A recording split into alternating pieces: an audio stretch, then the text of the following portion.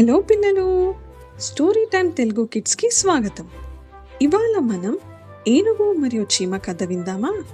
ఒక అడవిలో ఒక పెద్ద ఏనుగు ఉండేది. ఆ ఏనుగు చాలా బలంగా ఉండేది. తన బలాన్ని చూసుకొని గర్వంగా ఉండేది. అడవిలో తిరుగుతూ చిన్న జంతువులను చూసి నవ్వుతూ ఉండేది.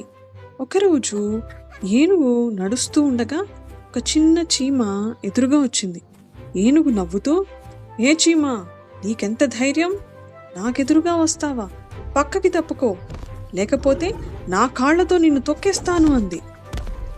చీమ ఏమీ మాట్లాడలేదు, శాంతంగా పక్కకి జరిగింది. అప్పుడు చీమకి ఒక ఆలోచన వచ్చింది. ఈ ఏనుగు ఎలాగైనా బుద్ధి చెప్పాలి అని అనుకుంది. కొద్దిసేపటికి ఏనుగు చెరువు దగ్గరకు వెళ్ళింది. నీరు తాగుతూ విశ్రాంతి తీసుకుంటోంది. అప్పుడే చీమ నెమ్మదిగా ఏనుగు చెవిలోకి వెళ్ళింది. ఏనుగు ఒక్కసారిగా అసౌకర్యంగా అనిపించింది.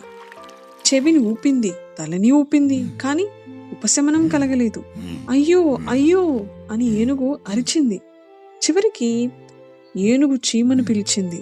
చీమా చీమా, దయచేసి నన్ను క్షమించు, నేను గర్వంతో నిన్ను తక్కువ అంచనా వేశాను అని చెప్పింది.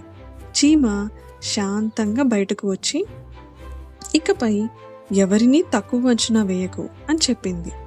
ఏనుగుకు తప్పు అర్థమైంది. అప్పటి నుంచి ఏనుగు చిన్న జంతువులను కూడా గౌరవంగా చూడడం మొదలుపెట్టింది. ఇందులో నీతేంటి పిల్లలు? చిన్నవాళ్ళను తక్కువ అంచనా వేయకూడదు. ఈ కథ మీకు నచ్చిందా? మళ్ళీ ఇంకో కథతో కలుద్దాం. అప్పుడు దాకా మా ఛానల్కి సబ్స్క్రైబ్ చేసుకోండి.